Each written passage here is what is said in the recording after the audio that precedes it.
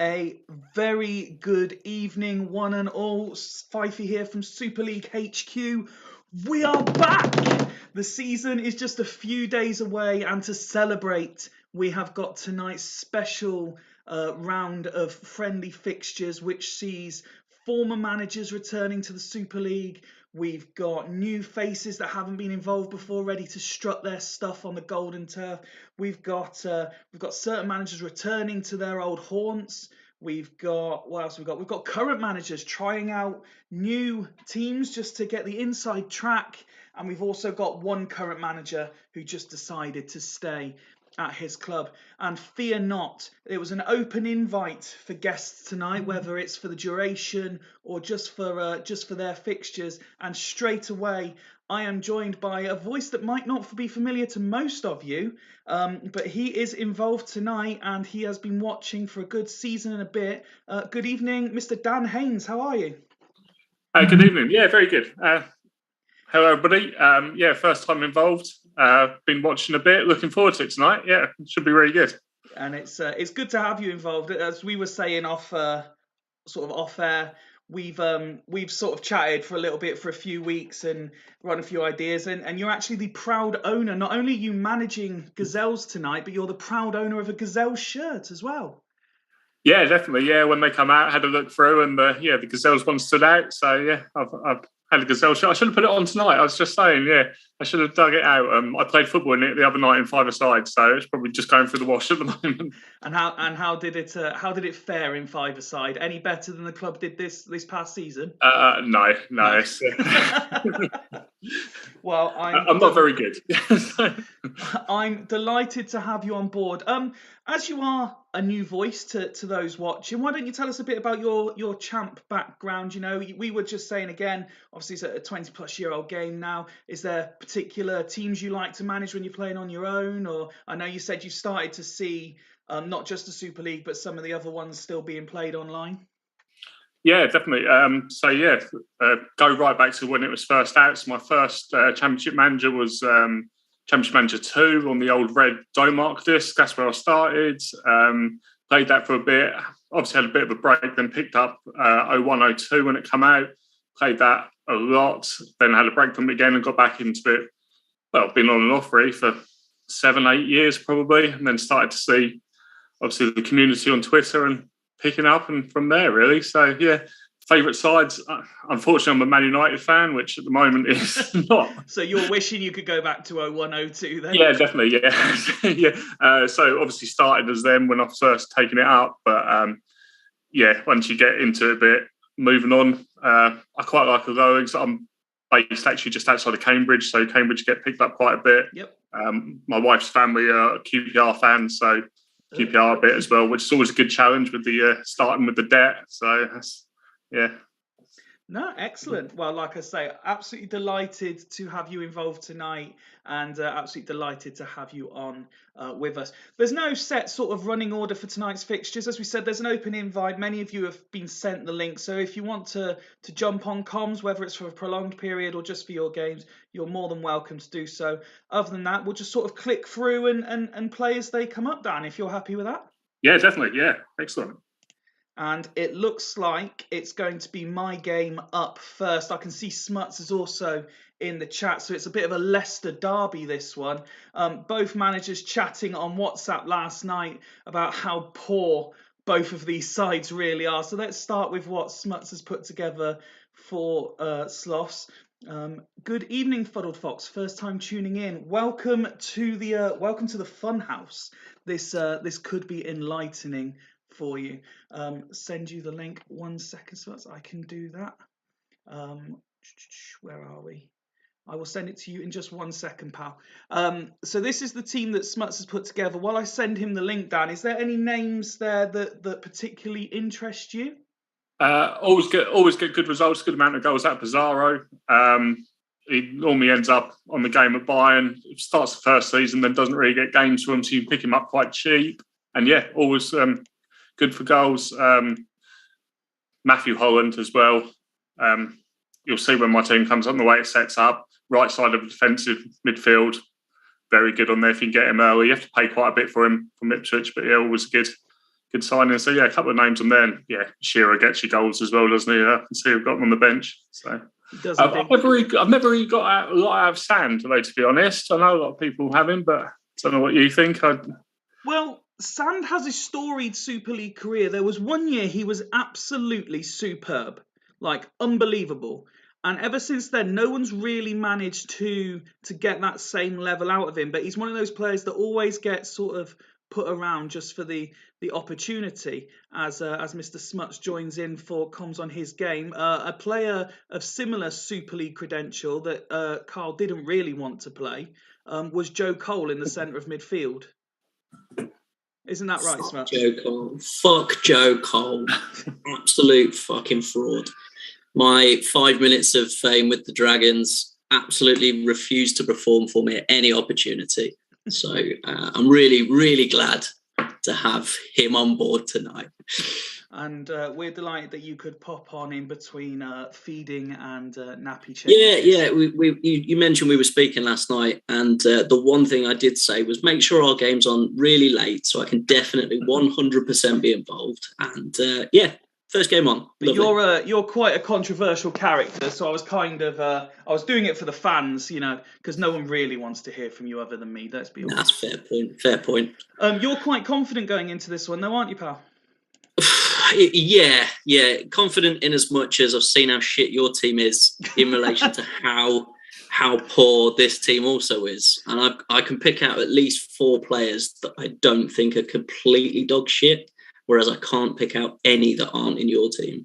Well, let's have a look at the Astor team then that I've put together for this one. I must admit, I didn't quite realise the limited resources available until I actually sat down to try and pick a team. And it has to be said, now that I have fully embraced the resources available, the job Tato did at the start of last season was incredible. And you can fully see why they disappeared off the face of the earth with the limited options available. But I decided the one thing I did have in mind is, with all this talk about 271 or 262 is the only way to play in the Super League, regardless of what was available, I was going 3 at the back to try and get a win no matter what. I like it. Yeah, getting your tactics ready for the shit league when that inevitably starts. I like it. So obviously neither of us are going to be neutral, Dan. So now you've seen straight away friendly ghost game. You can disappear. Hey! You get your game at the end. It was always going to happen. In that case, I shall leave you in Dan's capable hands. I'll mute myself and leave you be. Thank you very much. Game. We'll see you again in an hour or so. Catch you in a bit, lad. Always the way, and this is why we love doing live streaming for things to go wrong like this. So let's go to Bostock versus Fulchester then, and El Champino is in charge of Bostock Stanley. Under the proviso, the one thing he was going to do was play Jarpiva up front, and there he is. So no Anelka, as has been the case for most of this past season at Bostock. Any other names draw your attention, Dan? So Carlos Jacks, good cheap player to pick up, always does well, develops really well, a couple of seasons in. I've always done really well with Olivier Decor as well. Very good defensive midfielder, can play centre mid as well. Yep. I noticed he's got no real, Hunterland on the bench, no real out-and-out striker, but the squad was it Tristan I saw in there as well? Yeah, so if I still got included. Yeah, Tristan, I mean, you got Trezeguet there, Heskey there, Tristan, Anelka, plenty of attacking options, but it was I think, if I remember rightly, and it was difficult to remember them all with 14 completely different managers to look at, but I think Champino perhaps knew the Super League, so named 4 subs and then just kind of said fill the rest. All right, yeah. So I just kind of went through it and picked at random. Evening Steve, defending champion Steve Wright joined the chat there. There's no one I've missed saying hello to. Is there? Evening Alf, I think I've seen Martin Jens as well. Good evening to everyone joining us. So yes, that is the Bostock team by El Champino. Now, the Fulchester side is being managed by a man of plenty Super League experience, the former Astor, now Leddersford boss, Tato Mourinho. And he's gone for this sort of one at the back, playing people in random positions kind of formation and 3 up top. Yeah, that's quite bold. Definitely, yeah. Yeah, so Veron in there though, so you can be good. Shevchenko, obviously, goals. Beckham, yeah, you always get a good amount of assists and games out of Beckham, either centre mid or right side. So, yeah. A few of us involved in this had a lot of, particularly during lockdown, there were a lot of sort of Friday night Zoom sessions that weren't Super League related. We just, a lot of them would be drinking, we'd be chatting nonsense and that. And I remember one conversation vividly, and I think it involved Maka, who's the actual Fulchester boss, and we were discussing Veron. So as a Man United fan, I'm interested in your opinion. Was he actually okay at Man United, or is the champ version considerably better? And I believe the quote from Maka was, Veron was about 10 years ahead of his time in terms of style of play. Yeah, definitely. Yeah, that sums it up very. He wasn't as bad as it was made out. It's one that you look back on now, and if you watch some of his games, they always say in Europe he was head and shoulders above everybody else because the way he plays. Like I say, he was 10 years in advance. He had some tremendous games. It's worth watching a compilation of what he did for us, because you then wonder why we moved him on. But obviously there was something not quite right, because he went to Chelsea and did absolutely nothing. So there was obviously something about it. It's just not suited to what the English game was at the time. Yeah, it was. We've got this knack of Man United. We watch players in other teams that play in positions that we then don't set up our formation as. So Veron will be one, Kagawa will be another. And then we bought Kagawa, who was a brilliant number 10, one of Dortmund's best players. We played him on the left wing. He didn't play well. We replaced him with another very good number 10 in Mata, and then we played him on the right wing. And it was like, well, we're just not learning it. And I think it was the same with Veron. So, yeah. So, in the hope more than expectation here that this is actually going to work, there we go. You've actually seen both of these teams now. Can I ask you for a score prediction for this first game of the game? 2-1 Fulchester. We'll go 2-1. 2-1 to Fulchester. So just a reminder, we are going to play current Super League rules, where I will allow, I'll try my best to stop the game somewhere between 60 and 70 minutes for any managers that are in the chat, and you can make slight tactical tweaks. That's not moving 11 players around, but 1 or 2 will be allowed, including a second half sub as well. Dan's predicted 2-1 Fulchester. Let's kick off the first game of the night as we prepare for the return of the Super League season on Sunday. Interesting to see. Obviously, Tato, a man of, as I said, Super League experience, so he's gone for this sort of experimental formation that I'm almost certain Maka won't be using, although seeing Nedved open the scoring on 21 minutes, he may just consider it. El Champino obviously making his Super League debut, and there's one of Scott's Bostock legends, Carlos Shax, the man that you mentioned, Dan, levelling things up on 29 minutes. 40 minutes now on the clock. Are we going to get a third goal of this half? Yellow card handed out, and there is half time. Unlike the competitive fixtures, we won't waste too much time looking at the stats and stuff, but we will give the managers, if they are in the chat, chance to make any changes. Entertaining first half, plenty of opportunities though, Dan. Yeah, pretty equal as well, to be honest. There's not a lot between them at all. Pleased that I mentioned Carlos Jackson against the goal. That's always good start. But I don't believe I've seen El Champino yet in the chat, but we will bring up the Bostock stats first, as they are as they're at home. And unsurprisingly to Super League fans, seeing Zé Roberto with a 9 rating. Unfortunately for him, though, the option of playing Piver up front hasn't been working so far, with just his 6 rating. Yeah, no shots on goal, none on target. Let's have a look. He's an interesting one. Some saves, you get some very, very good numbers out of him, especially lower league. If you pick him up, you can get a lot of goals. Normally, by the time you get Championship, Premiership, he's dropped back a bit, but yep. Yeah. No, it's absolutely valid. Let's have a look at Fulchester. Tato's definitely very much in the chat, so maybe looking to make changes. Bishkan there with a yellow card might be a consideration, but then again, it is just a friendly and it's not even Tato's club. So this is worth reminding the managers who are involved actually in the Super League. This is being played outside of the current save, where all your transfers and processing is currently being done by a very frantic Fifey trying to get everything ready for the preview show tomorrow night and the kickoff show on Sunday. Jens praying that Sutton comes on. Super League legend Chris Sutton, one of the best ever draft signings. Charisma on for Arca, please, is the word. Martin wants Klaas-Jan Huntelaar on. Is he not one of the chairman's faves? No, he's not, if I'm honest. So where are we? Charisma for Arca. Vanager of Hesselink on for Ronaldo.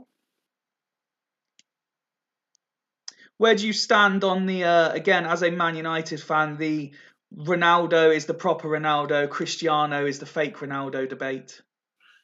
Yeah, obviously Cristiano Ronaldo, what he's actually still doing it is pretty unbelievable, to be honest. When we brought him in, I thought it was a bit of a let's sell some shirts and we'll get maybe 10 goals out of him in the season. But every time I think, he offers us nothing, next week he goes and hits a hat-trick, so you can't really count him out, really. But original Ronaldo, yeah, what a player. What an absolute player. Yeah. The way he could do a bit of everything, really, couldn't he? Got the ball, run up players, committed them. Yeah, unbelievable. There was talk at one point we were in for him as Man United, but yeah, I don't know. Well, while you're reminiscing about R9 there, we have kicked off the second half. Still 1-1 as we reach the hour mark. Again, no El Champino that I've seen. Lampard, though, gives Fulchester the lead. And R9 is a god. Indeed, a lot of people would share that. Tato, just to give you a minute or so to decide any second half changes you want to make to this team. You are now winning. And yes, it was Tato's Everton boss, Frank Lampard, who has scored the goal. I can see the comment there in the chat. Yes, Frank, if only he could teach an Everton midfielder how to score a goal this season. Play on till 90, says Tato. So we will carry on. Are you expecting any more goals in this second half? I said once, so it'd be good if it sticks to that. But yeah, you can never tell. Well, injury. Lee Bowyer injured. In the absence of their standing manager, would you like to pick the sub here, Dan? By the looks of it, they've got Xavi on the bench. It's probably the obvious choice. Yeah.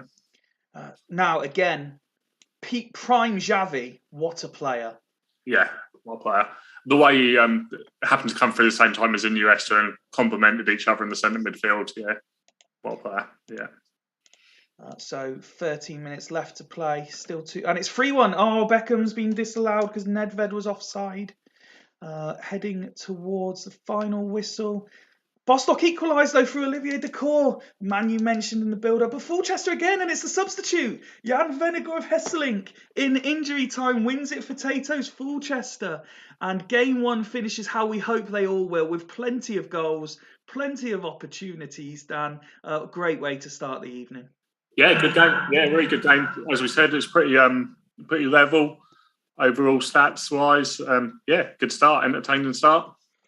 Very entertaining stuff.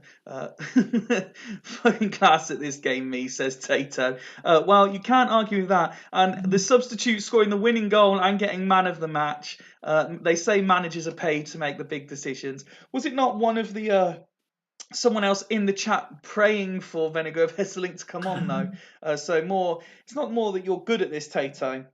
It's that you know when to bow to peer pressure. I think is the real answer. But congratulations, Tato, winning your friendly 3-2. Absolute scene, says Fuddle Fox. Indeed, and I hope this has just, even if you only stay for this one game, I hope this is enough to bring you back for the Super League on Sunday, because this is the sort of entertainment we hope to bring out 7 games a week. And on 2 nights a week as well. They all say Lamp was crap. He's not getting into any Super League teams this season, let's just say that much.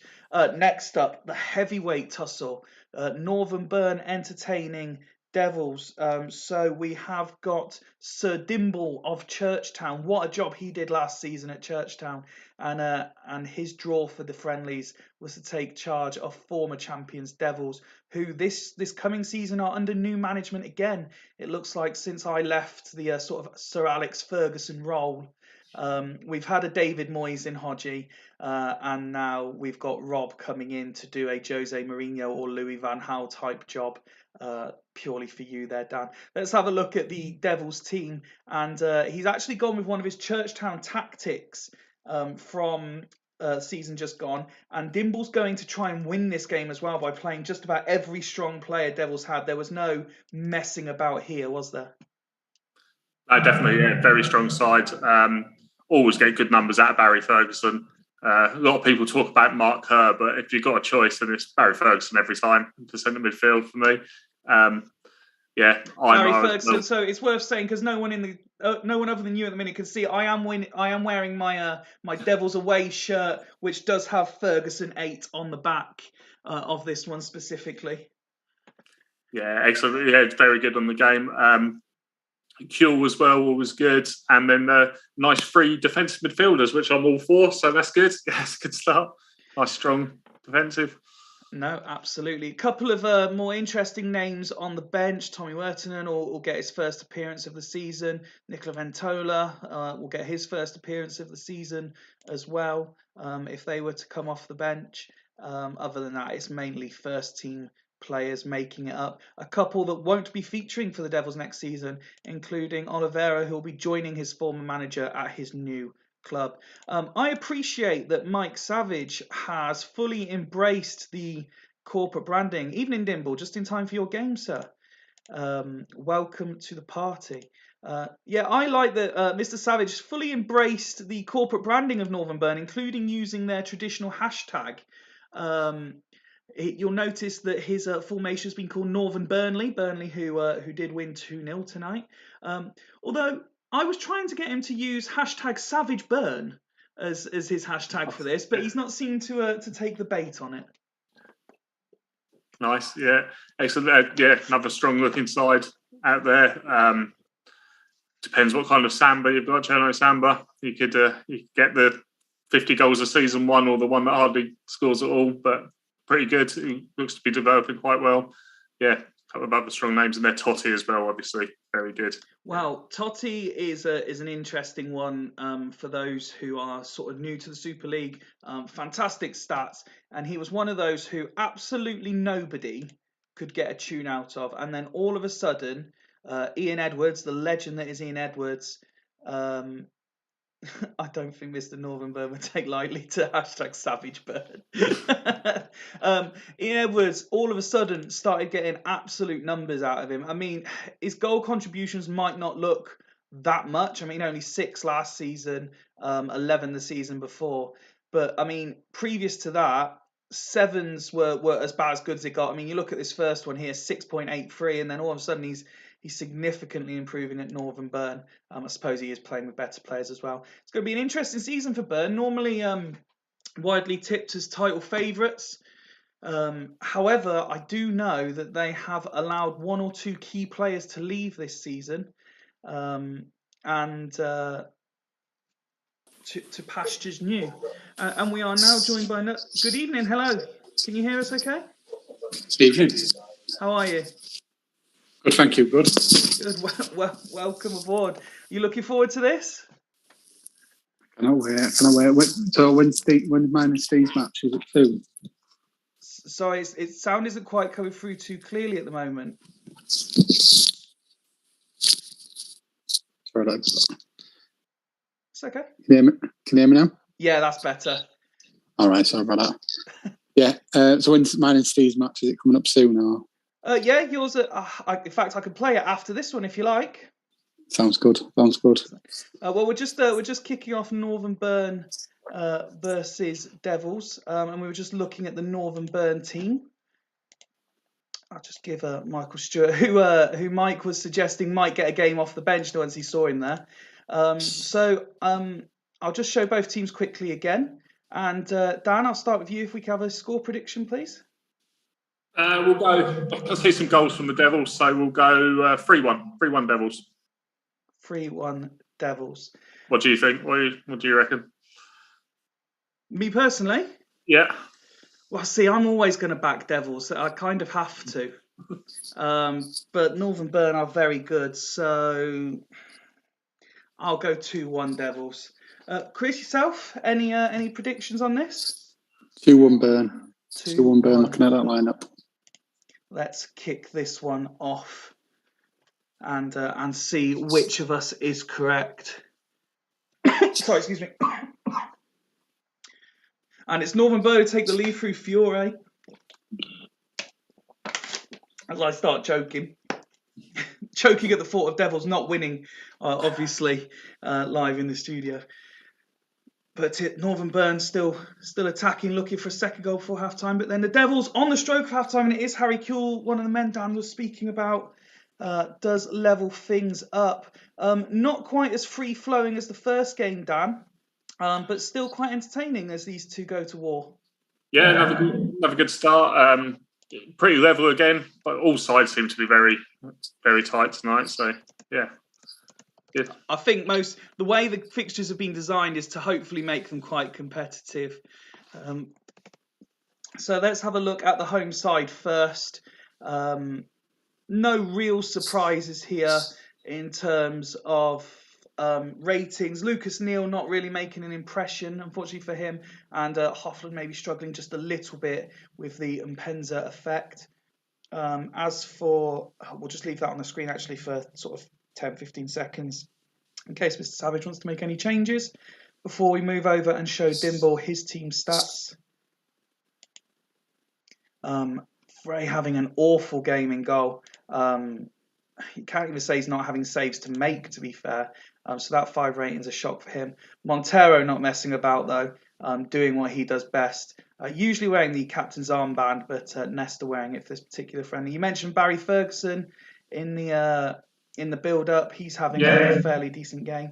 Mike happy to run it through. Fiore celebrating his imminent move to Gazelles with a top-tier performance, says Martin. Mpenza as well, another player who normally catches the eye, being supported by Aymar and Henri, all involved, but just not quite having the desired effect at the moment. Just wait confirmation from Dimble if he's making any second half changes. Plenty of options available to him. Neither manager making any changes at half time, so we'll play through to somewhere between 60 and 70 minutes and see if they want to change anything there. It's Devils who look to have started the quickest, missing a chance or two, but now Byrne coming forward.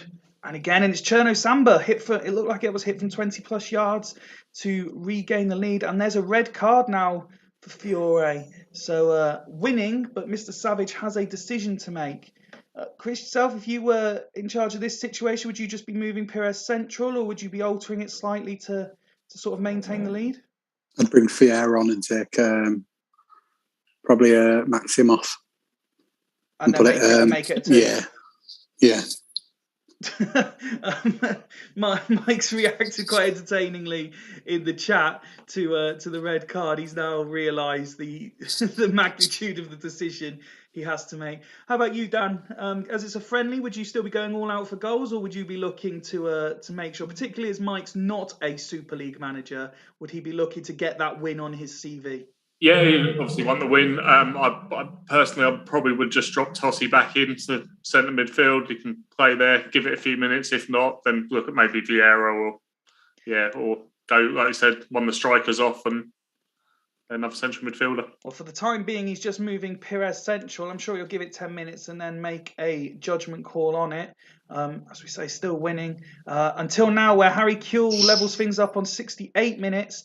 And now we have the chance for both managers to make any alterations, starting with 10 men Northern Burn. It's frustrating, isn't it, to see your side twice take the lead and twice get clawed back, whether it's in real life or here. This doesn't bode well. There's a lot of space here in the middle of the pitch now because of that red card. Dimble saying "my Harry" to that equalising goal. So again, now that it's 2-2, Chris, would you be changing this up? Again, you suggested bringing Sigalko off and making it a 2 in centre midfield. Yeah, I think it still offers the attacking threat as well, but it shows up the midfield on it, I think. Just wait confirmation from Mr. Savage. While he's looking, because I can click back, let's show Dimble what's going on. Frey's still on his 5 rating. surprises me. He's had such a good season this year.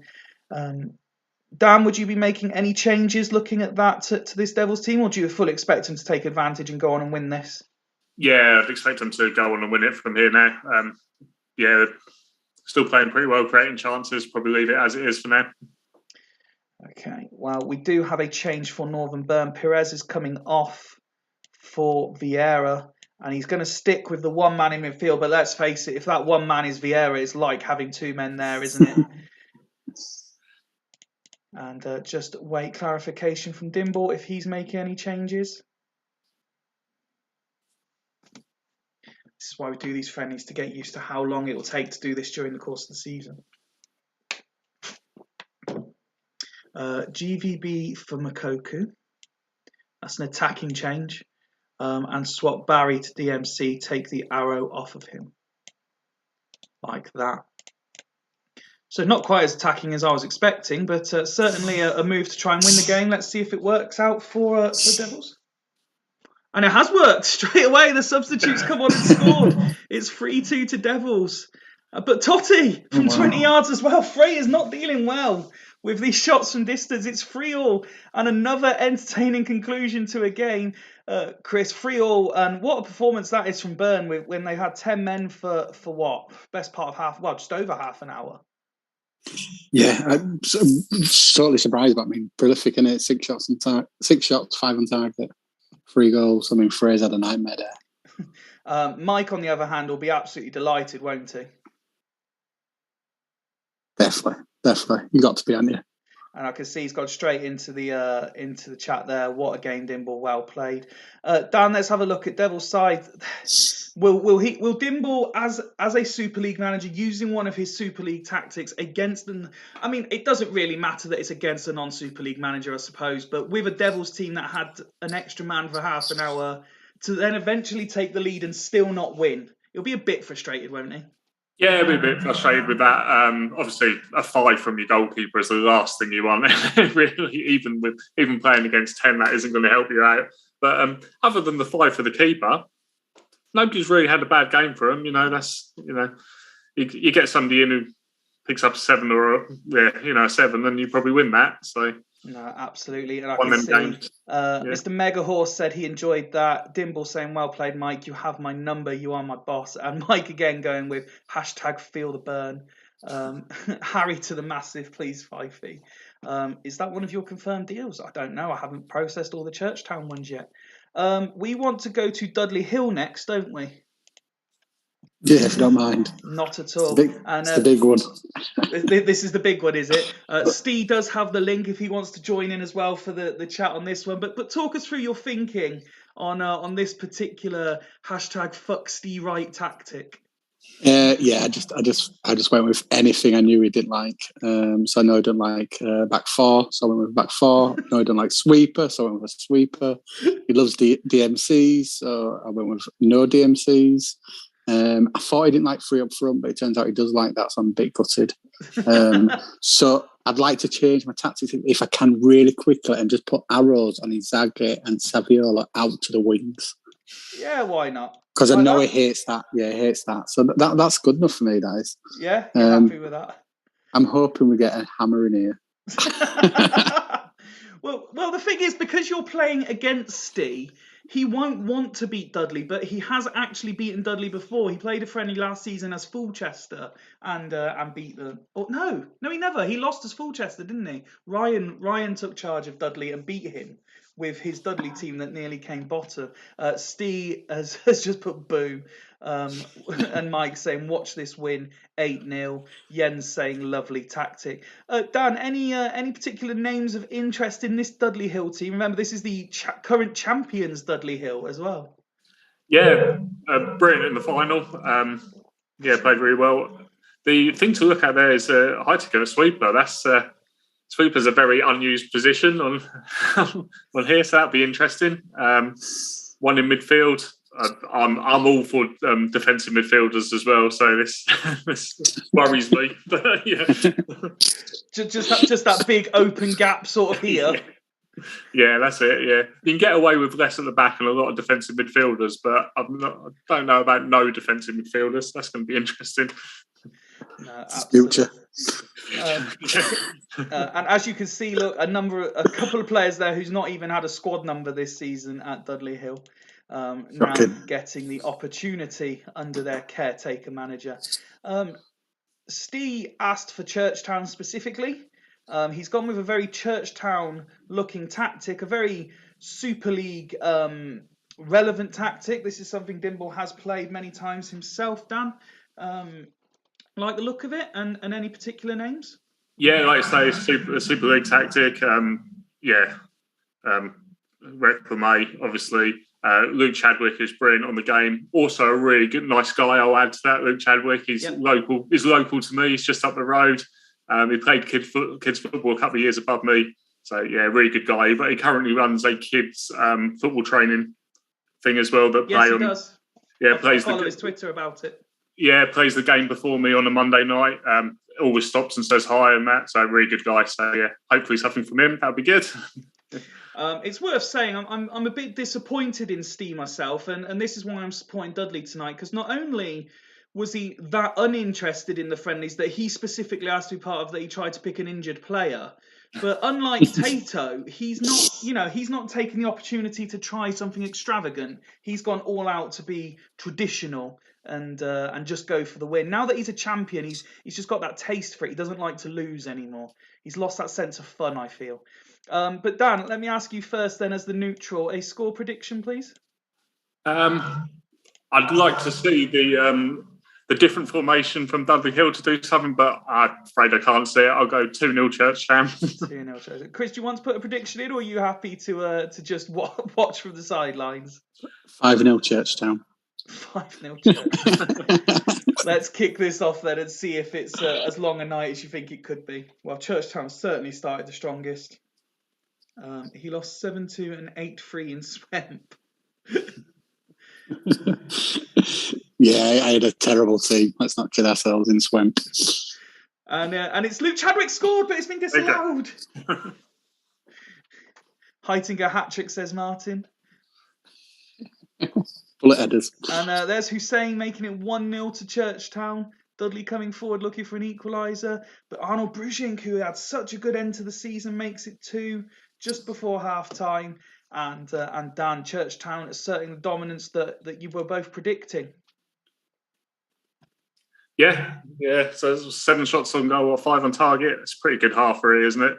But yeah. Good. You'd certainly be happy if this was a competitive fixture, that's for sure.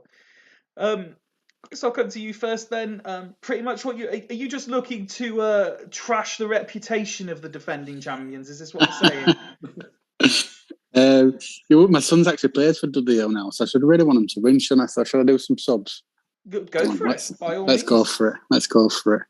So can I look at tactic, please? Right. I'll have Heitinger off. No, in fact, sorry, Southgate off. Swap him with Heitinger. And I'll put... Let's see. Eric Adodo. Mm-hmm. And put him as a defensive midfielder. Like that? Yeah, and then push the full-backs up with a bit of an arrow. A little arrow or big arrow? Big arrow. Big arrow. Yeah. And then take those silly arrows after wingers, after strikers. Terrible. I will go like that until 60.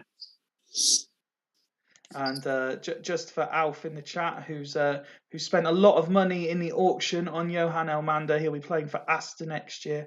There's a quick look at his stats for you, Alf. I'll get him on. I'll get him on for you, Alf. I'll get him on. You get him on just after the hour mark. Steve, this is for you then. Your stats. Skipper Donny is causing the damage with his 9 rating. Khan, Chadwick, Brujink, Hussein's goal scorers also put in solid performances. Tomasi, unsurprisingly, putting in a... and the Funky Unicorns too. Unsurprisingly putting in good performance. I mean, really, Dan, these are good numbers all round, aren't they? Yeah, very good. Yeah, average right across the board, really. Lowest been a 7. Yeah, that's a good side, isn't it? Really. Like I say, Steve's really gone. When he knew he was getting to play against Chris, he was like, right, I'm going to win. I'm not taking the risk here of putting my, he's a Super League champion now. He didn't want to put his reputation on the line and lose to his own team. He's even going as is. He's not making any subs. There might have been a case, let's bring on Barsom or just something a bit different, but no. So I'm still hoping your tactical change here, Chris, works for you and you manage to turn this round. At least win the second half, pal, yeah?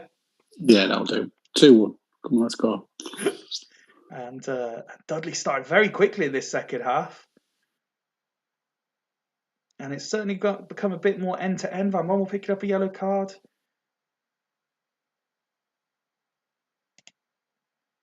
And it's Mackay, but it goes just wide for Dudley Hill.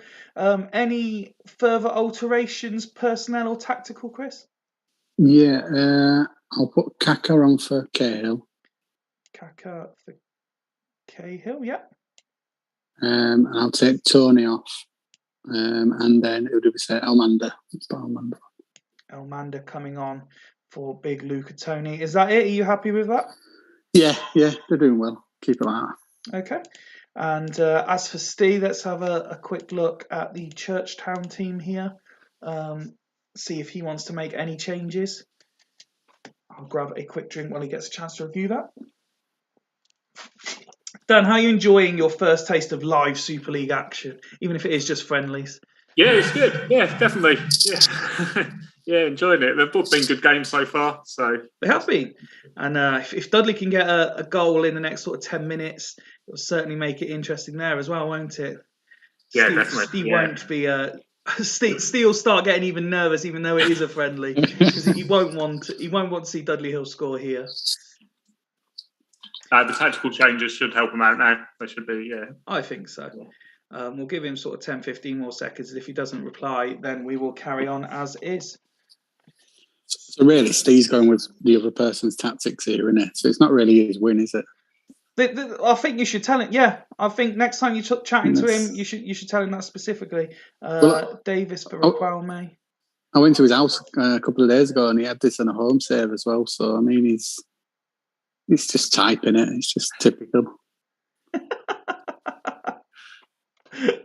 2 changes there for Steve. I consider those subs him shutting up shop as well, Chris, to be fair. I think he's scared. Definitely. 75 now on the clock, seeing if the subs have any sort of impact. It certainly seems to have rejuvenated Churchtown, who get the third. Oh no, it's been disallowed again. That's 2 they've had disallowed now. And Dudley got the other end with a corner. Failed to convert though. 85 now on the clock. It's a yellow card. Another corner. Dudley just failing to convert any of these multiple chances that they've suddenly got in the second half. And there's the full-time whistle. It's finished Dudley Hill 0, Churchtown 2. But you certainly had a very good second half there, Chris. Definitely. I mean, I'm hoping now that they're demoralised for the season and they go back to where they deserve to be, which is bottom of the league. I mean, Steve's a terrible manager. He's just fluked, hasn't he? I mean, anytime you want me, Steve, to pop up and do when you're busy with Leanne, anytime you want me to pop up, I don't mind managing for you. Wait, hang on. Anytime he's busy with Leanne, you're happy to pop up? Are we making this a menage a trois? Well, he needs a bit just inviting yourself round. Look at Eric Adodo. Look at that, 9. Look at that. What a substitution that is. Yeah, no, absolutely brilliant performance by the sub. The second brilliant substitute performance that we've seen tonight. In all seriousness, are you expecting Dudley to do well next season? Are you expecting Steve to make a good fist of defending his title? Yeah, I mean, well, when I looked at it, he's got a lot of older players, hasn't he? So Southgate, Maldini, they're retiring out, and they've got another defender leaving as well. Yeah. So it'll be interesting. It'll be interesting how he does next year. I don't think it's a flash in the pan. I think he's quite a good manager. He plays enough times on it, so he doesn't do anything. He doesn't do anything else, to be fair. So I mean. And Dan, on the Churchtown team, obviously Steve will be delighted. He's already put in there, we're fucking massive in the chat. But he has gone with mainly first team players, so even Dimble watching on won't really have learned anything new here, will he? No, as we said, it's a quality side, isn't it? You know what you're going to get from them. Yeah, good. But some Good friendly solid win. performances. Yeah. Get the confidence up before the new season. Yeah, Jens commenting on the panel tonight, saying nothing like arranging a good old threesome live on YouTube. Chris, I don't know if you're able to stay with us or if you're disappearing now, but if you are, thank you very much for your time and for taking part tonight. No, thanks for letting me doing it. Next time I'll try and do it properly next time so that Steve can lose properly. No worries. Yeah, thanks for that. See you later. No worries. Thanks for joining us. See ya. As requested by Jens, we're going to go to Hull's Vikings at home to Dragons next, Dan. And I know, unfortunately, the standing Hull's manager is not very well. He's managed to eat himself into an illness tonight. But again, very determined to do something a bit different. He's got players like Dalmau, Vincente and Ortega haven't played together since they were both signed. Adani also involved. Costanzo back in the first team fold. He had been sort of left out. Dida on the bench. He's leaving the club this summer. So it's a good looking tactic. It's a strong sort of Super League tactic, but trying to do things a little bit differently. Yeah, definitely. Yeah, like you say, it's a strong Super League tactic. Vincente's an interesting one. Not a player I've actually ever bought before on the game, so I'm interested to see that. Ortega, very good though. I am pleased to say that Dave has managed to still be in the chat. He's just put that he's half alive. So he is able to watch his Hull's team at least. Yeah, I saw his Twitter thing earlier, saying he consumed a lot of food.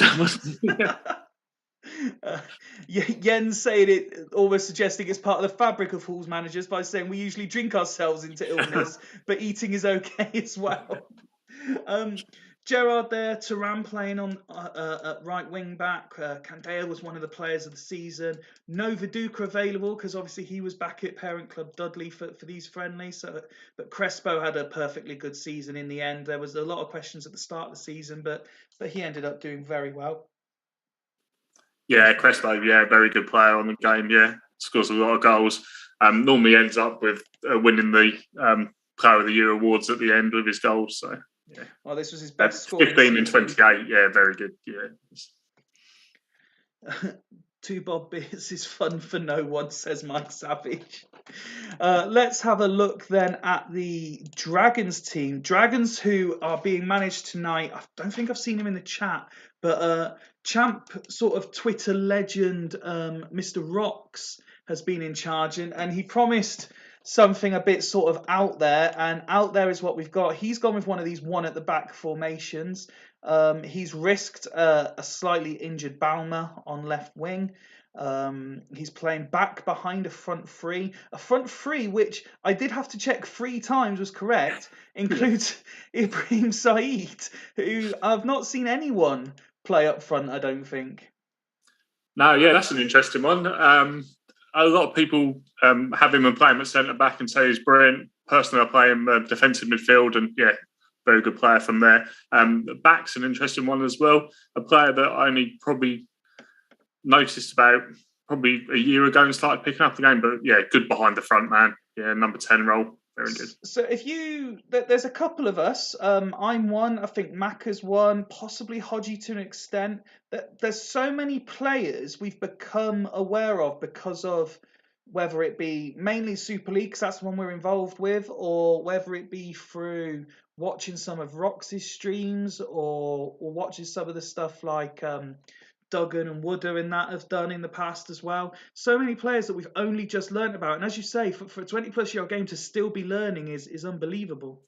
Yeah, definitely. Yeah, we were saying earlier, weren't they, that 20-plus years and people still set up and play the game completely different to each other. We were saying by now you would have thought that there'd be one tactic that everybody stuck to, one set of players that everybody bought on game, but it isn't like that at all. And that just obviously shows how good it is, the fact that we're still doing it 20 years later, still talking about it and still... No, absolutely. Just catching up some of the comments in the chat. Jens saying hopefully Archie bags a couple against his new club as a confidence boost. So back moving on to Hulls. Duggan, one of the 3 dicks in charge of the Dragons next season, saying 6 of this Dragons' first 11 have been cashed in for next season. So they're not going to be there. And on the selection of side up front, Champ Supremo, Mr. Mega Horse, says, I run him up front from DM, but don't start him there. So having now seen both teams, a prediction from you, please, sir? Score draw, I reckon we'll go here. Score draw. I'd like to see Side get a goal. That'd be good from the striker, but we'll see. Yeah, score draw 1-1, 2-2, something like that, I reckon. Okay, score draw. Let's see if you are correct. It's an early yellow card for Halls. Dragons failed to convert the set piece, though. Saeed and Raoul and Clivert working well as a free. Passing the ball amongst themselves. And it's Archie back, the man just behind the front three, who scores on 25 minutes. Just give Rox's Dragons the lead. Halls come forward, but then Dragons on the counter. And Halls come forward again. It looks like Halls are playing their way back into it, but Dragons probably creating the better of the chances, I would suggest. Oh, and it just goes over the bar. 4 minutes being added on to the end of this first half. We're approaching those 4 minutes now as Dragons look for a second.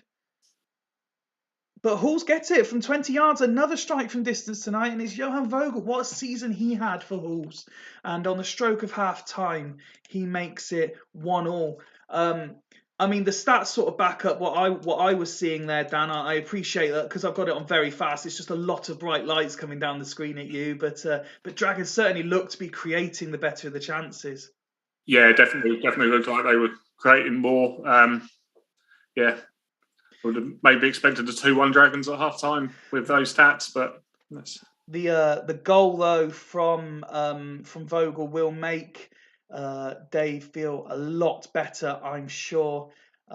Mike Savage saying on the Halls. I think he means mon the Halls. Let's see if Dave wants to make any changes. But look at some of these numbers. I mean, yes, there's a couple of sixes in there. Particularly Crespo will be disappointed, but Costanzo with his 9, Turan with his 8, Vogel as well with his 8, Campbell, unsurprisingly, a top performer as well if you'd followed his season. Certainly doing well. Dave saying, as is, please. When you see the subs, because again, this is a subs bench that I kind of filled up. Let's be honest, we all want to see Neil Clement come on, don't we? We want to see Torre Andre Flo grace the Super League pitch. Jens saying Mon the Savage. Mon the Dave. As for Dragons, we won't spend too long having not seen Rox in the chat, but in fact, Duggan, you're not involved, so if you want to make any changes, but I'll give you 30 seconds to shout up if you want to make any changes to the Dragons team. Anyone you want to see, anyone that we might see in a Dragons shirt next year that doesn't normally get a game, feel free to throw them on for a cameo. I don't mind. It's all for a laugh tonight as we prepare once again for the kickoff show on Sunday night as season 11 kicks off properly. And as we are talking Dragons, there has to be said a huge round of applause to Duggan for the little promotional video that he created that I was able to send out about 7:30 this evening. Great work as always, and great to have you involved in this epic division. Duggan is making changes. Big Ugo up front in place of Saeed. So another big call for strikers as Ugo Ekiog is going up top. Are you a fan? Ekiog, yeah, definitely, yeah. As centre back though, not a fan. Another very good defender on the game. Yeah. Absolutely. I think it's obviously most people like yourself are fans, but I think it might be Steve who almost once a week will mention him in conversation for one reason or another. So Dave going as is, one change with Ekiog going up front for Dragons as we kick off the second half. Like when Big Sam played Chris Samba up front at Anfield, this says Jens. And there's an injury, unsurprisingly, the man who did have a bit of a knock going into the game, Baumer, picking up the injury. Dan, do you want to make the change, or are you happy for Duggan to make it? It's entirely up to you. Yeah, if Duggan wants to make the change, that's an interesting choice because left-sided players on there. Van der Vaart's the obvious option, I suppose. Yeah, he's saying Van der Vaart. Personally, I would have liked to see Selakovic get a run out, even if it's on his wrong side. But, Duggan's obviously he's taken the Stee approach. He wants to win this now. now that he's put his name to it, he wants to win. In fact, we are at 67 minutes, Duggan. So if you want to make any other changes, by all means, I'll bring up condition. But another entertaining, friendly game, Dan, so far. Yeah, another good game and another very even sides again. So I'm almost concerned now, because all these games have been quite entertaining, that because mine is the ghost game, it's going to be the boring 0-0, no attempts from either side. It's going to be a really shit ending to a good night. I've got this fear for mine that I've done this, and I've told my wife all about it. I'm doing this, I'm doing that, and I'm going to have to. Oh no! I respect that. You've got that excited. You've been telling people about it. I applaud it. Yeah, I tell my wife, and she's like, "Really, you're doing that?" I'm like, "Yeah." And I'm like, she's gone to bed now. She's gone to watch telly in bed. If I have to go up and be like, "I was beaten 5-0," I'm going to be absolutely gutted, man. We have all been there. Believe me. Some of us more than others. I've, despite being a former champion myself, Carrick for back, switch from Zidane. I still have a bigger lost margin than won in my Super League career, because I've had many a dark night, and it's probably one of the reasons, other than the fact that she got bored, that I'm no longer a married man, was the amount I was stropping about being shit at this. Mike Savage needs to fire up the windmill. Several times this week I've had to explain it to my wife, and occasionally my children, says Tato. Dave, we'll bring up the Halls team. I don't know if you want to make any changes to your Halls team. But no, I'm glad, because we always say, if you get to hear the passion, the people like Steve, Duggan, when he's been involved before, most of the managers, to be fair, the passion they have for being in the Super League, it's nice that someone like yourself from outside of it, even though they know they're only getting this sort of one game unless a position comes available at some point, that you've got excited about being involved, and it makes it all, making it worthwhile is the wrong thing to say, but as someone who's been involved since the very beginning of it, it makes me happy that people like you are around still getting excited about it. Yeah, definitely. So, like we say, I was out with a friend on Tuesday night, and I was telling him about it. Somebody who went to school with, played the game as well back in the day, but hasn't played it for a long time. And he was like, "Oh, I'm going to go home and dig that out." And I was like, "Yeah, definitely give it a go." So we might have another one coming. And the fans have got their wish, and by fans I mean me. Toriandre Flo is going to grace a Super League pitch, and Jens instantly saying, "Yes, Dave, Flonaldo." If I remember rightly, 6 in 13 and 3 assists for the reserves last season, Toriandre Flo. Now's his chance to impress with his actual manager watching as well. Let's see if he can score a potential winning goal here. And it's Dalmat! Dalmat on 70 minutes gives Halls the lead, and they come forward looking for a third. Can they get his shot from range? And the corner is failed to convert as well. Dragons coming forward looking to equalise now. Another exciting end to a game we've got here. Dragons still looking for this equaliser. 2 minutes there is going to be added on. Will we get another injury time goal? We have! Oh, it's been disallowed! And Brad Mackay, the man who's synonymous with Super League controversy, has ruled out a Dragons equaliser in injury time because Raul was offside. Oh, I don't know. I mean, it's a good job there's no VAR in 2001, 2002, isn't there? The Dragons fans will be fuming, absolutely fuming. But look at the attempts from both sides again. Yeah, 19 attempts on goal. That's what you want, isn't it, from the game? Especially friendlies. That's really good. No, absolutely. As for the Halls team, Flo's cameo, he managed to get one shot, one on target. He completed his one pass as well. Yeah. He can't do much more than that. He can't do much more.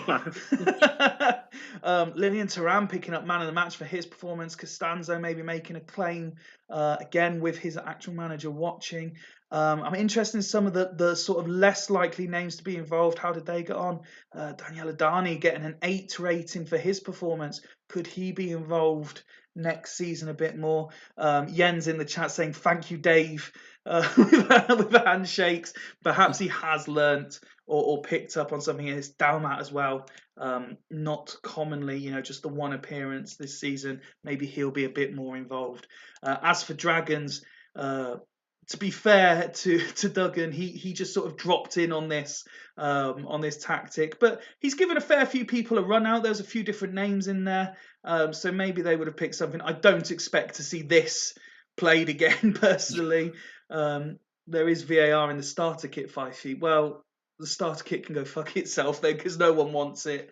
We're certainly not getting involved with that sort of shit in the Super League, Alf. But no, a very good game, and congratulations to Dave, who, I mean, I've lost track already, Dan. Is he the first non-Super League manager to win a game tonight? Yeah, I think he is. Yeah. Well done, Dave. Round of applause. And I know Jens is very, very happy. That takes us to Leddersford versus Lokomotiv Boston, and an interesting matchup, this one, because we have the returning. So Leddersford have had now more managers than any other club in the Super League. Is it 5 or is it 7? I can't remember. I think it's 5. I can't be 7, surely. I'm going to say it's 5. And Mr. Megahorse, night Mike, a keen eye on this I have, says Tato. Can the starter kit do that, Fifey? Well, fuck itself, probably. It seems to be able to do everything else. But yes, Mr. Megahorse, thanks for letting me play. No problem, Dave, anytime. Thank you for taking part. Really appreciate it, and hope you feel better. Hope the result helps. Right, let's try this for a 4th time. Mr. Megahorse is back at Leddersford after resigning last season. For personal reasons, he took the opportunity to get involved with these friendlies, and I said to him, do you want to be Leddersford? And he said, why not? And he is treating us, where some of the managers are taking it far too seriously, Dan, he's treating us to this. Yes, that's an interesting setup. Not something I've ever played before, I can safely say. One at the back, though. 3 defensive midfielders. I'm all for that. Yeah, it's going to be an interesting lineup. I mean, it's a strong 11 on paper. Like, I appreciate this. This might be seen as a bit of a piss take because it's a friendly formation, but he's gone with very strong players. I mean, Ambrosini ended up having a very good season. Kivu is, for me, I've said it many times on these broadcasts, probably one of the most under. When people talk about centre backs on this game, they talk about Lucio, they talk about Nesta, they talk about Monte. I think Kivu's up there personally. I think he's an excellent centre back. But again, Etsabaria had a great season. Ronaldinho, for me, the GOAT, not necessarily on Champ, but in real life, my all-time favourite player. When people say about the Ronaldo-Messi debate, I say it doesn't matter to me because it's all about Ronaldinho personally. The things he could do was absolutely unreal. Yeah, amazing entertainer when you watch the YouTube conversations of just him, and a guy that went round with a big smile on his face as well, which is always what you want to see in football. Absolutely. And Dan is also, I knew there was something missing when Sub 9 had disappeared. Dan is also the only man to select one of the sort of greyed out players for the bench. He was very interested in this defender, midfield, forward, right, who's got all the attributes to be a good conference player. Yeah, interesting position of defence. Defender, midfielder, forward, right. You don't see many of them in the games. There's the Norwegian guy, isn't there, whose name I can't remember now, that kind of has that kind of positioning as well. But yeah, it'd be good to see him get some game time in a friendly. I don't know where you're going to play him though. What you can do, right back, right midfield, up front. Well, to be fair, I've been meaning to have words with you, and we'll come to yours in a minute, because there's a player that I wish you'd picked that you didn't, because there's a Fife in the squad that's not even made the bench. So maybe we'll make a last-minute alteration to one of your subs, if that's okay. Yeah.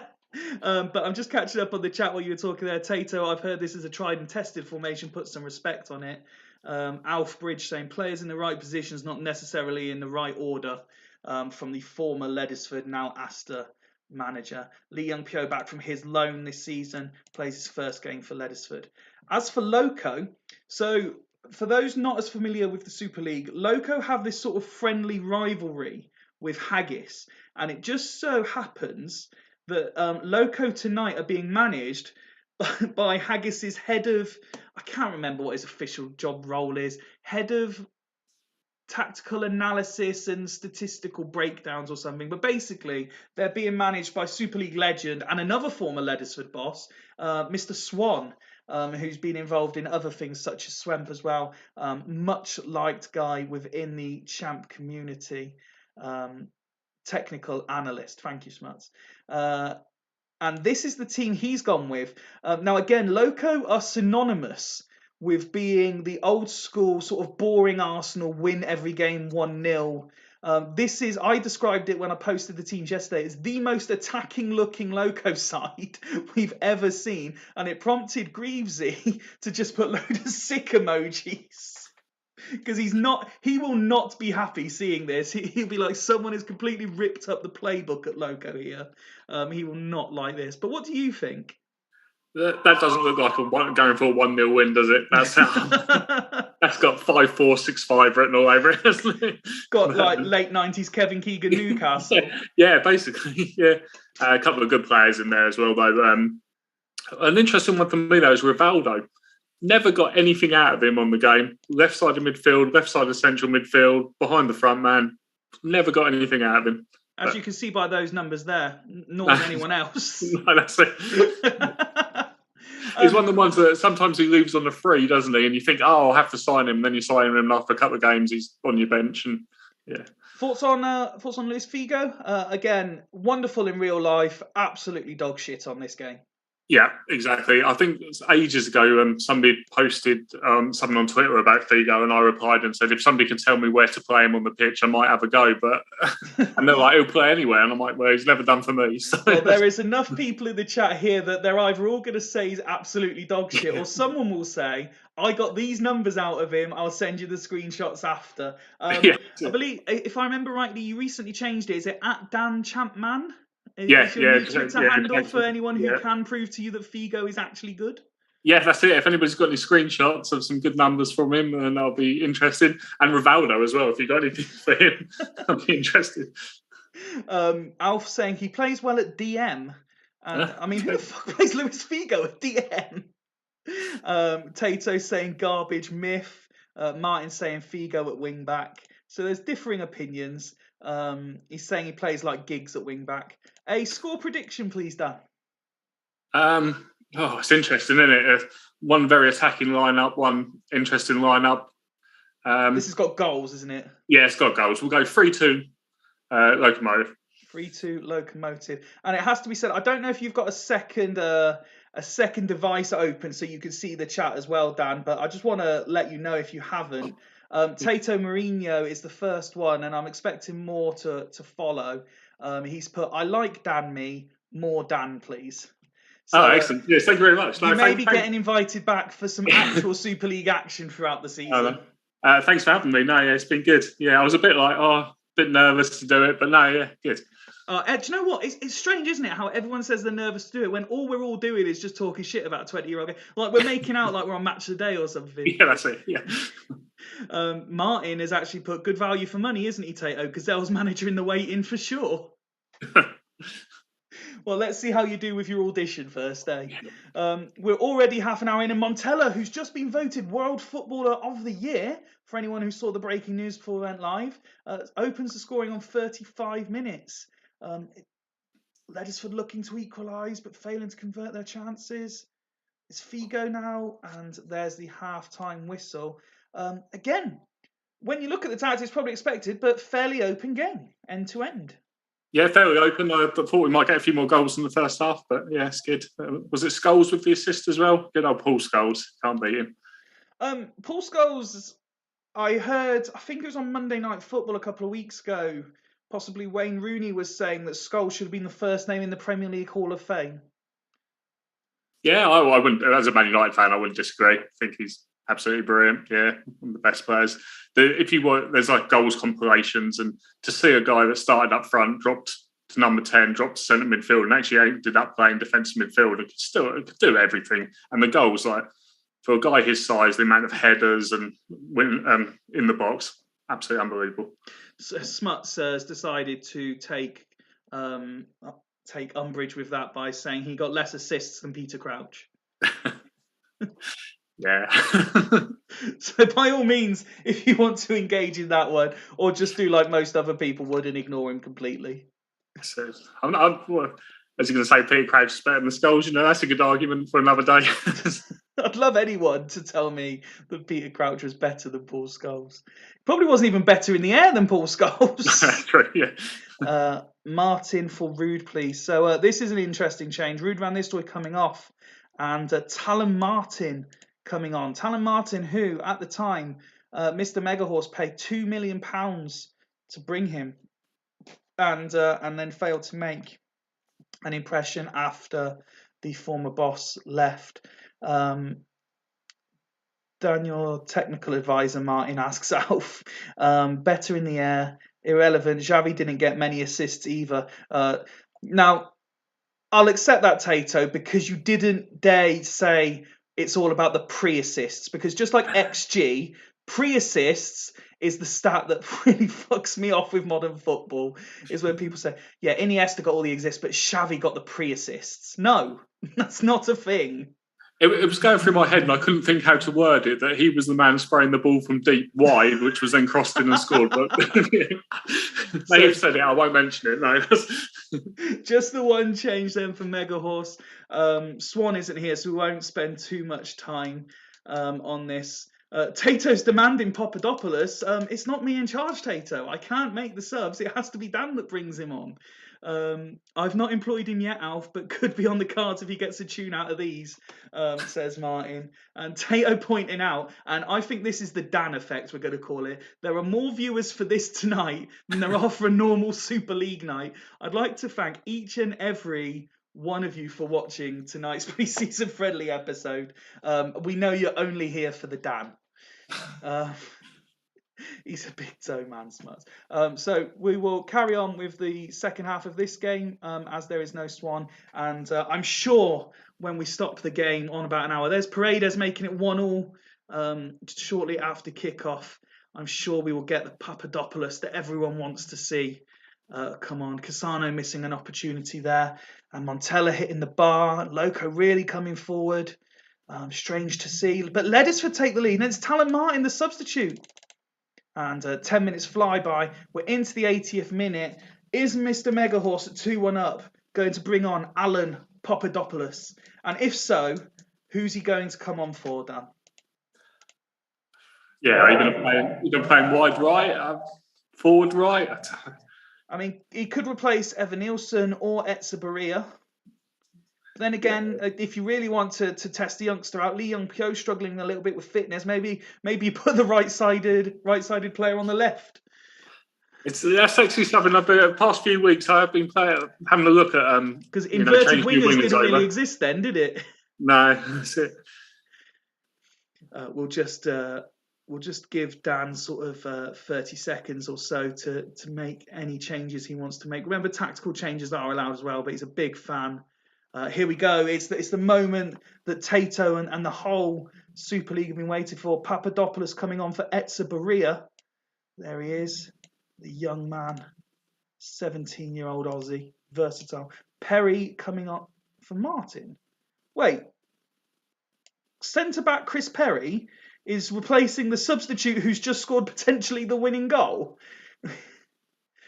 And switch with Kivu. So Perry then is going centre-back and Christian Kivu's going up top. Wow. The skipper has obviously run over to the standing manager and said, look, I can do this. But let's see how Papadopoulos does with his 10-minute cameo. There's going to be 3 minutes injury time. Loco failing into injury time. Montella fails to score, and it finishes Dan Megahorse's Ledisford 2, Mr. Swan's Loco Boston 1. But Loco fans will be delighted to see their team attacking, just not really having a great conversion rate. Dan will be happy to sign off his latest tenure at Ledisford with a victory. Yeah, I think Loco might use that as a bit of we tried to attack and look, we lost 2-1, so perhaps... Yeah, I can already see Greavesy's tweet saying, this is why we don't attack. Mike Savage saying, big up the 181, which is very true. Etsabaria struggled with it, but everyone else really putting in a performance. Alan Papadopoulos, he completed 50% of his passes, and that's all he had to do, really. Nothing much else. Any sort of names. Castillo isn't one that usually features that much. Put in a decent performance. Other than that, it's pretty much as you'd expect. Be interested to see what sort of role Chris Perry plays. I know the season before last, he went on loan to Dudley, did very well. Then hardly featured at all for Leddersford this year. I'm not sure if he's still in the Leddersford plans or if he is moving on to pastures new. Tato saying Etsa Baria is crap. And then just a quick look at the Loco stats. Peruzzi, basically. He came in for Barthez when Barthez got sold in the middle of the season. Had a very good campaign. 754 rating from 13 games, very impressive. And then decided he really couldn't be asked in the post-season friendly to really do anything. Goalkeepers is an interesting one, isn't it? Somebody was saying the other day about, has anybody got a goalkeeper that's ever finished with over an 8? And there wasn't many about. And yeah, it's apart from you get the odd few good keepers, but there's a very small pool of them. It's not really a play. It's like a selection of 10, isn't it, when you play the game? And that is the 10 you're going to buy. Yeah. No, exactly. I mean, for me, a lot of people, particularly of my generation, and I appreciate those slightly older, will have other names in the hat. But when you're putting your sort of dream 11s together and stuff, people sort of around my age are always saying it's either Buffon or Casillas for goalkeeper generally. I generally opt for Buffon, who's at Fulchester, and Maka will slate him one every 2 games because on this he will put in a 5 and then an 8, a 5 and then a 9, a 5 and then an 8. So inconsistent. But congratulations, Mr. Megahorse, on your victory. And that brings us, is that the last game before the Ghost game? Yes. So this brings us to your game, Dan. Are you excited? Yeah. Excellent. Yeah. When I saw playing against Haggis, I looked at the squad and thought, that's a pretty good squad I'm playing against there. That's a strong lineup. I was a bit, might not have been the best draw for me. A couple of good players in there straight away. Obviously, Giggs is very good on the game. Bruno's an interesting one. We don't talk about Bruno. The Brazilian, he can. Yeah, some games actually brilliant. Always has really good stats on there. Ian was using this. He asked if he could be involved and keep his actual team because he wanted to try a couple of things. He didn't realise that this, despite my repeated comments of what was going on here, he didn't realise that all the transfers weren't being completed on this version of Save and tried to name some of his new players. He's in the chat. He's just joined us. He's put good luck, Dan. Cheers. Thank you very much. Thank you. But I'm interested. Vasilyuk has potential in the Super League to do well, but never gets a run out. Ian loves Saha. I mean, he got 4 goals this season, which some might say isn't a bad return for someone who's not going to be a first choice striker. But it has to be remembered that 3 of those were in 1 game. He's an interesting one. I'm always desperate to go in the editor and make him a striker and not a right-sided forward because it just puts me off buying him every time. Even though he gets good stats, I'm always like, somebody would just change him to a striker. In Man United-wise, Lewis Zaha, absolutely brilliant. If he could stay fit, he had everything again, pace, power, great in the air, could finish on both feet, just couldn't stay fit. Another one of your Man United old boys, Alan Smith there as well. Obviously, leads on this game at the start, but he ends up at Man United, doesn't he? Yeah, another good. Always gave his all for us. Eventually, we dropped him back to centre midfield. Still put in a good shift there. He went Newcastle after us, didn't he, and played for quite a while after that. So yeah, and then even Notts County or MK Dons, I think, is where he finished. MK Dons. Yeah, I remember seeing him. You mentioned at the start when you were going through your champ history that despite obviously starting with like Man United, you do a fair bit of EFL. So Mike Duff. Yeah. Pick him up on the cheap, don't you? Always puts in what you're going to get. You can get a 7 or an 8, aren't you? Every season, no matter the league, up to the Premiership, you're still getting it. Interested in right wing. Normally defensive midfield for me or right back, depending on what formation I'm setting up with. But yeah, you can guarantee that he's going to get a 7 or an 8, isn't he? We know that now. That's... Absolutely. Just picking up on a couple of your comments in the chat. Mr. Megahorse says you don't want a keeper to average 8+, or you need to sort your defence out. And Tato said in capitals, I hated Saha at Everton. Awful. Had nothing that Dan just described. It's the Man United thing, isn't it? We just destroy players. So it was very good for us. Yeah, he was very good. Always be a favourite of mine. When he joined us, I put a bet on for him scoring his debut, and he scored a free kick and won me quite a bit of money. So he's always going to get a special mention. So now's your chance then. Talk us through your tactical and team selection choices here.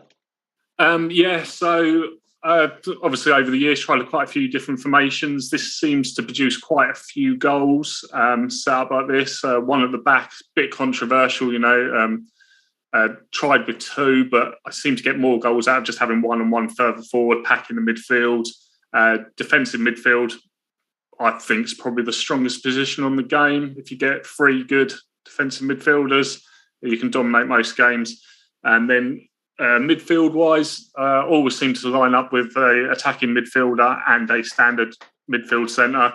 So why is Wellens in there? He was the only real MC in the squad, so that's kind of why he's in there. Well, I'll let you finish what you're going to say, but on the selection of Wellens, you are going to split what's left of this audience. So there are some Wellens believers, and there are some Wellens detesters. And there seems to be nothing. Wellens seems to be the CM version of Labour and Tories. That you can't be in the middle, apparently. Oh yeah, get Fife on the bench, says Dan Megahorse. Yes. It's entirely up to you. It's your pick. But yeah, can we sacrifice a sub for this guy? Look at Zlatko Fife. He's got the name, and he's going to be good with a name like that. They're not bad stats, actually, are they? For cool. Like I'm through. Yeah, put him on the bench. What we got in there that's probably not. Deco, we probably take out. Get rid of Deco. Yeah, Deco's not as good as he's another one that I've never got anything out of on the game. He comes up quite a bit, but back to Wellens. A choice. I think Justin Walker probably gives you a bit more if you're going to buy an English central midfielder on the cheap. But yeah, just seeing what has come through in the chat while you've been discussing your tactics. Mr. Megahorse saying, "I'm lending my support to a fellow Dan for this one." Excellent, thank you. Yeah, I think I might need it. Yeah. Tato asking, and it's entirely up to you if you want to express this or not, but he's simply put, has Dan used player instructions here or not bothered? I see the formation doesn't have a specific name or anything. There were one or two instructions that you sent me separately, wasn't there? Yeah, one or two. I didn't change a lot, to be honest. I play on an old laptop that has no internet access just because it's old and it doesn't run very quick. So exporting the tactics file wasn't very easy. So I just sent you screenshots of how I wanted to set up. So there was a few changes, but only... what do we do? Just some changes with the attacking and defending set pieces, because the way I set up it gives them funny. For some reason, it puts your striker back and the defensive midfielder forward. So changes there. Yeah. Eagle-eyed Mr. Megahorse said, "Was that a fake G Neville?" It was. Gavin Neville's there as well. As a random player. That's an incredible spot by Mr. Megahorse. Tato saying Fife is a striker all day long, by the way, with those stats. 14 finishing, 8 acceleration, 17 pace. He might get a shot up front, depending on how we're getting on. We might be 4-0 down and he can come and have a run. Alf saying, I didn't use them Tato and got to the final, but are doing so this season. That's in terms of instructions. Tato said, interesting, like to learn. And Mr. Megahorse, again, having seen Gavin Neville, has said, Gavi Neville. Very nice. Good. Yeah. Very good. So, You said you were, like, before we came on and when I asked you tonight, you said you were looking forward to this, little bit nervous as well, because I suppose it's that thing, you just don't want to kind of, even if you were to lose, you don't want to be embarrassed, do you, kind of thing? Yeah, definitely. Last thing you want is 5-0 or something, isn't it? If I lose 3-1, that'd be fine. A goal would be nice. Let's do that. A goal would be nice. You want to score? Yeah. Okay. Let's see if we can at least get you a goal. But you have a lot of the audience on your side. A, for being a star co-coms tonight. And B, for owning a Gazelle shirt. C, for picking Richie Wellens. You have a lot of people on your side. I went for the popular vote tonight. Indeed. Let's kick off the penultimate game of this pre-season evening. Haggis is starting the quickest, and it's Louis Saha, but it won't be allowed. Giggs was offside, probably doing something he shouldn't have been as per usual. But Haggis looked to be dominating at this point, and they have scored, and it is Mike Duff, the man we were discussing. Gazelles, I mean, to be fair to you here, Dan, what you've probably taken on as well as anything is a squad low on confidence and morale, having finished the season bottom of the table. But we got to half time, and as the text commentary suggested, Haggis have dominated. But it is only 1-0 at the break, and plenty of opportunity for you to turn this around. I have seen Ian in the chat, so as he'll be sort of 10 seconds behind you, we'll look at his team first to give him a chance to react. But your thoughts on that first half? Yeah, we didn't create a lot, did we? So, better side by the looks of it. Haggis, we'll have a look, see what the team's doing. But what I like is you've still got a smile on your face. Yeah, that's it. Yeah, still enjoying it. As we said, Mike Duff, one shot, on target. He's going to, obviously on an 8. Yeah, that was guaranteed at the start. No, absolutely. As for your team, I will pull up your stats and allow you a chance to reflect on that while I grab a quick drink. So what we're not getting a lot out of Smirtin, considering captain as well. Would have wanted a bit more from him. Might be interested swapping for Boateng, just to swap that over. And so I don't want to take Hersey off because you get a lot of good numbers out of him, but he's not having a good game. Okay, so we're going Reed for Bruno is the one change for Haggis. So now I can leave that back on so you can have another look before you decide exactly what changes you want to make. You are able as well, if you want to, you can move some personnel around. That's allowed as well. We'll just go for now. We'll do Smirtin for Boateng. Smirtin is Boateng, Smirtin. And do you want to name a captain? Can't remember. We better put Wellens in, haven't we? Wellens takes the armband. Yeah. So one change for both sides. This game is crying out for a young, agile left back playing up front, says Tato. Yeah, I think after 60 minutes we'll give him a run. I think we'll give him a run. Let's play on to the hour mark or so then. And there's an injury for Louis Saha, so he certainly won't be scoring. I mean, are you expecting Alan Smith to come on, or perhaps even Fernando Torres is there as well on the bench? I'm sure you'd love nothing more than to see Fernando Torres score against you. I still remember his miss when he went round our keeper and somehow managed to put it wide with his left foot. It was a good day. It is Alan Smith coming on.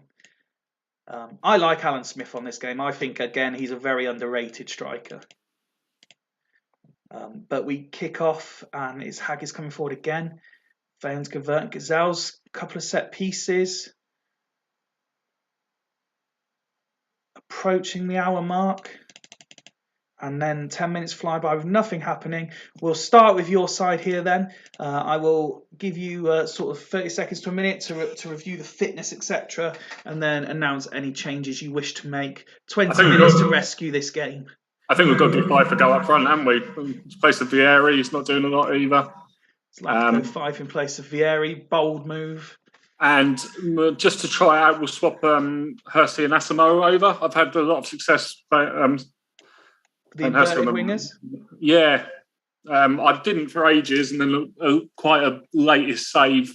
I brought in Robin on one side and then Hersey on the other, and he ended up getting like 36, 37 assists in the season. So from the right, so we'll give it a try. Tato's very excited with these changes. Anything more from you, or are you happy? No, we'll stick with that. Yep. You'll stick with that. Okay, we will then allow Ian chance to change anything he wants to. I mean, his side are pretty much holding up fitness-wise. They are still leading, but they have been put under a bit more pressure in the opening sort of 20 minutes of the second half. So you must be happy with what you've seen. Yeah, better in the second half. Yeah. And still obviously hoping that you get your goal that you've come on for. It'd be very interesting to see. Ian's going to roll. 90th minute penalty and Zlatko 5 steps up for it. We'll put this commentary speed to very slow, just for banter just for bants. But the sub has been made. Haggis continuing to dominate, and there is 2-0, and it's Patrick Poway makes it, who doubles the lead for the away side. Yellow card. Gazelle's still huffing and puffing, and another injury. I mean, we could just do that, or is Ian going to have a bit of fun and maybe do something like that? Because it's not every day you could play a goalkeeper up front in the Super League. 2-0 up with 30 seconds to go. Well, that's not to either of them. I presume because it was to the first one he meant Torres.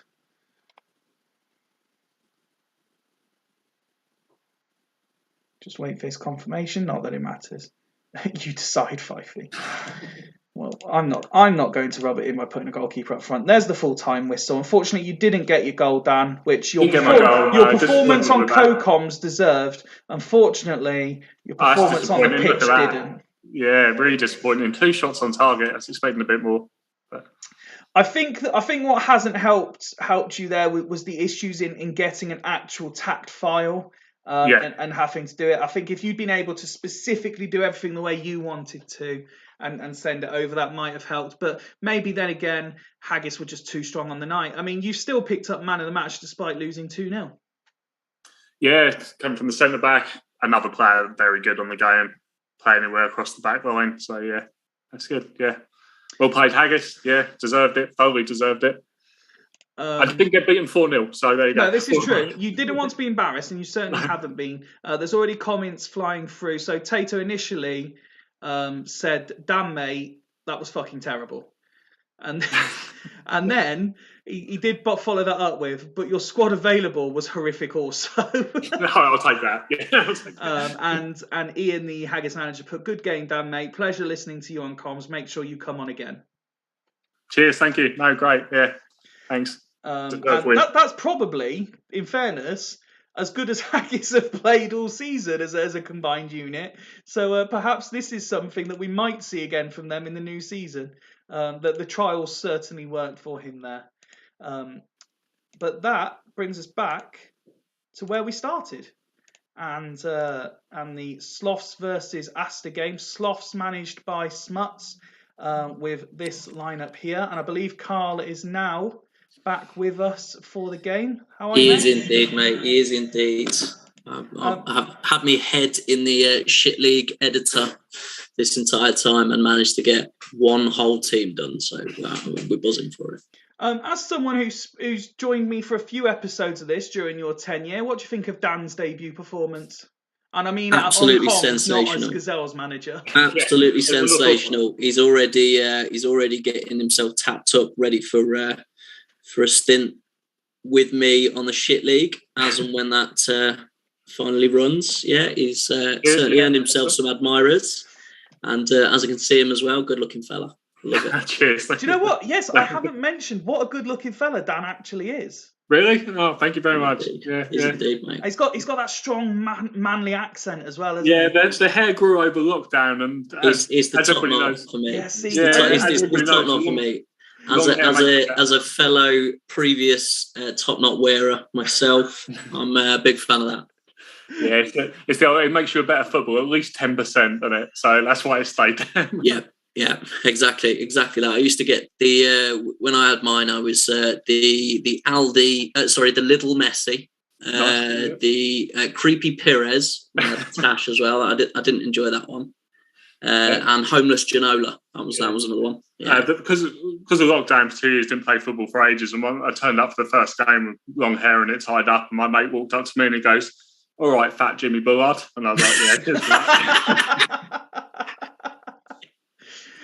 So obviously we're both invested in this one, Dan. I've just been clicking back through the two teams. A score prediction from you. Bear in mind, Carl is uber confident, and I am the complete opposite. I didn't quite realise quite the task that Tato had, and I think on paper this is a fairly decent 11, but I'm not convinced it's going to do very well. No, it's not a bad 11. Neil Scally, obviously yeah, no, not having it. Gone down in my estimation immediately as soon as you just said 2 words. Yeah, I personally might have swapped him for Foe, but yeah, good stats though. You've got a good version of him on there. I mean, to be fair, just to show that there were plenty of other options. I mean, you got Augustine there, you got the other Emerson. You've got Guardiola, Didi Hamann, Joey Johnson, Neil Lennon, plenty. Two Leicester City legends in Joey Johnson and Neil Lennon, and you still pick Neil Scally. Well, this might be a Leicester derby because it's me and you, mate, but it doesn't mean Leicester players have to be involved. True. It's fair. I don't think I've got any either. So, yeah, Dan, a score prediction before we kick off the final game of the evening. I reckon a score draw again. I'll certainly take that right now. Yeah. Score draw. Good luck, Matt. Played it safe. Didn't upset anybody. Score draw. Good, yeah. Good luck to you, mate. Right, let's kick this one off. And Sloth score early through Ebby Sand on 10 minutes. This has already gone horribly wrong. The smile on his face. I'm never going to hear the end of this. Please score. Please score. Oh, no. And it's half-time. I said ours would be a really shit game, didn't I? Nothing happening. Nailed on. I mean, look at that. Just 4 attempts. Most teams created more than that on their own, Dan. I apologise that after such a good night's entertainment, we're serving up this dross. It says tight again, isn't it? Another tight game. Yeah. You've created as much as I did. So there you go. Go on then, Smuts. You could go first. Would you like to make any changes? Yeah, nobody's absolutely rung the changes yet, have they? So let's properly, absolutely steam through some changes. Right. Well, you're not going to know where half of these people play, so let me do this for you. Yeah. No, I know where most of them play. No, these are all too fucking elite for you. Yeah, to be fair, yeah, none of them you can pick up for 12 pence and a Chupa Chups lolly.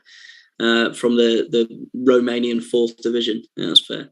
Parfanov for Holland, Gamara. How dare you replace Super League legend? I know. But, I want to get some of these players a run out. Zetterberg up for Rakoba. The retiring Zetterberg. Exactly. That's why I want him in. We're going Die for Desai. And then Simeone for Kaluzhny. Shearer for Pizarro. Esteban in goal. Gamara for Woodgate, I said. I don't think he did. I did. It was the first thing I said. It's fine. Svensson for Joko? Sand. So yeah. Fuck off, Joe Cole. Yeah, of course. Yeah. Pitch.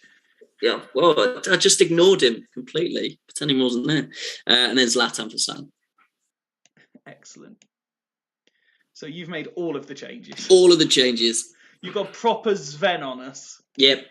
Well, he's a Leicester City legend as well. Right. Well, this just quite simply isn't working, is it? So, what can we do with this pile of shit? Okay, let's try this. No. Fucking move over. Vashuk. For let's get ZZ Roberts on. Everyone loves ZZ Roberts. Yeah. Still widely regarded, probably rightly so, as the best Super League out of league signing ever. Ooh. No, Alf. Michael Owen is not coming on. And we'll just centralise these and play with no fucking width whatsoever. Yeah, that's probably not the worst idea, to be fair. Fuck it, let's do it. And if it all goes wrong, then I'll just take the piss on an hour. Let's see if we can turn this around. Come on, Asta! Thank you, Smuts. Appreciate that. Reached the hour mark, and it's still Sloth's very much in control. I mean, you can't make any subs, but do you want to make any tactical changes? Oi! Sorry, I was trying to work out what the fuck Tato was on about. ZZ Roberts, yeah. No, fuck it. No, fuck it. It took long enough just to do the subs, didn't it? Right. Okay. No, I don't want position condition. Match rate. See, the thing is, I'm still in this. So do I maintain because it's no. Michael Owen's definitely not coming on the pitch because you keep asking for it.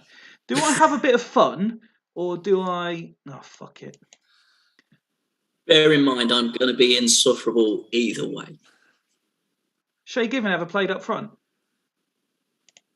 Wasn't Shay Given taken off to put? No, it wasn't. No, I was going to say, wasn't he taken off to put David James up front? But no, of course, David James. Isn't he one with a goal, though? Isn't he in the list of keepers with a goal? Was it him? He might be. Too many attackers for me, says Tato. Oh, now you've said that then. I was going to bring Rayhead off, but no. The Super League traditionalist would kill me if I took Rayhead off. That'll do. Shay Given up front to score the winner. Come on, Shay. Do you know what? Even if you win 2-1, if Shay Given scores, you'll never hear the end of it. True. And rightly so. Oh, Zizi. Come on. We're creating all the chances now. Come on, Shay. Oh, Rossini. Oh, absolutely gutted that this Sloth squad was completely unable to play one at the back because all they had was centre backs as well. Congratulations. Sloth's running out 2-0 easy over Asta. Asta created nothing. I'm well deserved in the end. Next time I do friendlies, I'm being a better team, I'm telling you. So I could play a proper formation and get a proper performance because that's shit. Fucking my Devils would never have done this. That's shit. Even my old Devils would never have done that, and they were shit. But congratulations, as fucking every player available. And then again, the substitute got man of the match. Par Zetterberg. As I think Rob would like that send off. I think that is fitting. His final Super League performance, and he gets man of the match. Man of the match and a goal. Quality. This is the man who infamously got selected in error at 4% fitness, lasted 4 minutes and got stretchered off. What a warrior! Again. As for Asta, it was just fucking terrible. I'll take some responsibility. Because you played Neil Scally. Neil Scally was probably the best player. Exactly. That concludes tonight's friendly action, which up until that last game was quite entertaining. Thanks for stepping in, Smuts. I appreciate your brief company and congratulations again on the win. I'll fully expect a load of texts. Fully expect me not to reply until tomorrow because you could get fucked because I can imagine how cocky they're going to be. Oh, I'm going to be ringing you at work tomorrow, mate. I bet you are. Every 5 minutes. Well, I won't be answering. Excellent. So is that officially now I get the keys to Leicester, is that right? Yeah, you could have the keys to Leicester. I don't want them anyway. I'm Swindon through and through. Me and Gary Lineker and Engelbert Humperdinck all got keys to the city now. Shawadi Wadi and Kasabian. That's it. all the best things from Leicester. Oh, and pork pie. Although technically that's Melton Mowbray. Which is in Leicestershire, yeah. And Walker's Crisps, of course. And it's sort of fitting that our game concludes with Fuddled Fox saying good entertainment, cheers. Excellent, yeah. I'm glad you stayed for the whole thing. I hope you enjoyed it. I'm sorry I don't know the sort of identity behind the sort of cyber name. But if you make yourself known on Twitter, I do hope you enjoyed it. And remember the season kicks off properly. Is that Fuddled Fox? Fuddled Fox is Fuddled Fox. You'd be surprised to know. On Twitter, it is Fuddled Fox. Fuck off. Anyway, let's give the last word to the real star of tonight. He might not have got the result, but Dan, what a performance on your debut. The audience really enjoyed your comments. And again, I hope you've enjoyed yourself and you would like to come back and do another co-coms when the season kicks off properly. Yeah, definitely. Yeah, love to come back. I think I've got something to prove now as well. So I'm going to have to come back and put that right. And despite the performance, I wouldn't be surprised if a certain Martin Place CM slides into your DMs and says, look, should we do this as a duo? Because you've clearly got some ideas, if nothing else. About ideas is about all. Yeah. No, thank you. Thanks for having me, and great work. Doing the Super League, absolutely fantastic. Great entertainment. Like we said, 20-year-old game, still enjoying it, still loving it. That's amazing. Great work. I very much appreciate your kind words there. I just carrying on the great work of those that came before me, and really it's the managers involved who create all the great content. They're the ones who do a lot more online. They create a lot more of the buzz. I'm just here twice a week chatting shit for 2 hours. But no, Smuts, thank you. Chris as well, who was on earlier, thank you for popping on. And Dan, as I say, superb. Look forward to seeing you again sometime in the season. Thanks to everyone, new viewers, managers, and people who have just taken opportunity for their one-off game. I hope you've all enjoyed it tonight. There is a preview show that's being recorded tomorrow night between myself and some of the managers ahead of the new season. That will be available on YouTube on Saturday for anyone who wants to get the managers' real thoughts ahead of the season. And then we kick off 9 p.m. Sunday with round 1 of season 11. Will Dudley Hill be the first team since, and the only team since, Bolton Phoenix to retain a title? Will Gazelles manage not to finish bottom again? And with so many new managers at clubs, what sort of different dynamic are we going to have? From me, Chris, Smuts, and Dan at Super League HQ, a very, very good night. Cheers.